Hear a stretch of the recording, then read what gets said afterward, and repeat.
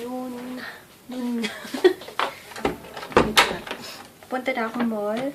And ngayon lang ako nag-vlog. Ngayon pa lang ako mag-vlog kasi ang dami kong ginawa. As usual. Ang dami kong ginawa kanina. And kaya ngayon lang kasi parang nakaligo na, nakaayos na ng konti. Alam niyo ba, ang ganda pala ng ito. Wait. Ang ganda pala niya. Etong Mary Kay CC Cream. Once na ubos to, bibili talaga ako. Nabili ko lang to dun sa makeup sale ni Sis Ann Clothes. Sulit. Maganda siya as in. Maganda. Mas parang maganda ang CC Cream. Para sa akin kesa sa BB Cream. Kasi ang BB Cream masyado siyang thick. Ito, ganda. Tapos ang ganda ng kanyang saktong-sakto yung niya sa akin. Ano bang to? Shade. Saktong-sakto sa akin. Then, yung finishing powder ko, itong Nichido. Ivory Glow. Then, ang lipstick ko. Wait, ano ba lipstick ko? Yung Intuit. Yung walang name na sinasabi ko sa inyo. Okay, later, maya-maya alis na ako. Tapusin ko lang yung It Bulaga na one for all for one. Kaya, tingnan ko kung mag-oily agad ako dito sa CC cream na to. Pero like na like ko siya. Uploaded na pala yung aking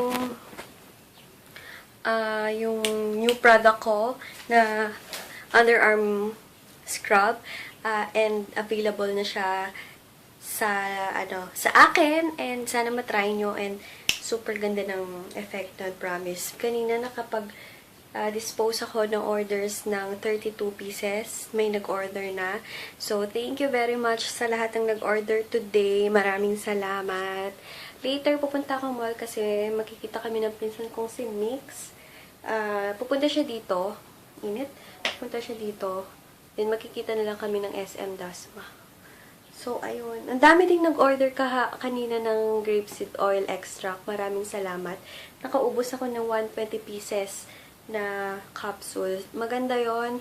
Yung ang isa kong client na nag-order ng 10 pieces, nag-order ulit ng 60 capsule. Kasi nagustuhan niya. One day pa lang niyang tinitake. Ganda na daw ng effect. Kasama or ka-partner ng Pearl Capsule. Yun yung ginagawa ko. Yun yung vitamins ko, nakasabay. I-stop ko na nga ata ang vitamin C kasi napapalakas akong kumain sa vitamin C.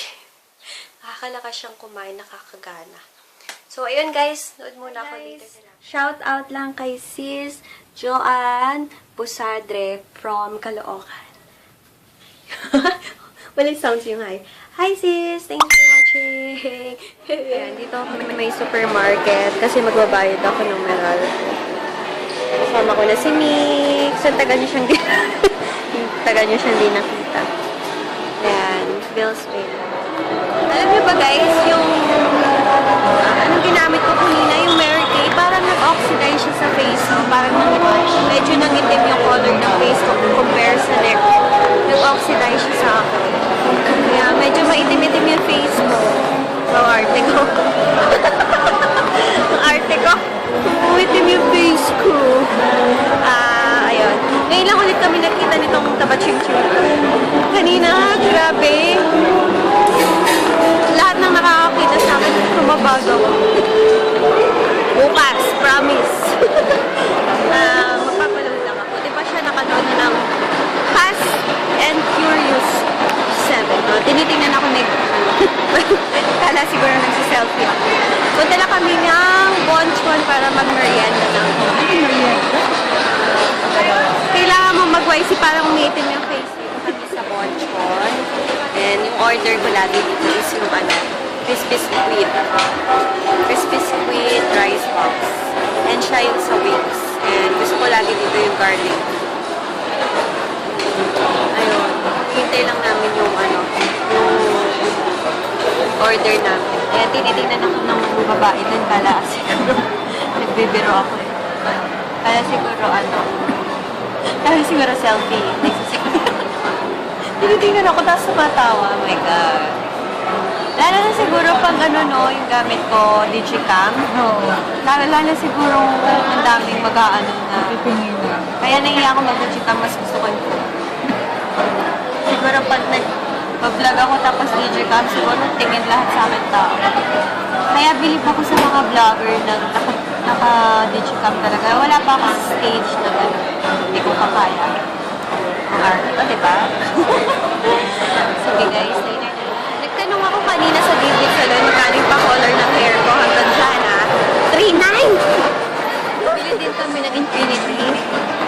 Para deserve. Ayan, sige guys, pauwi na din kami nito.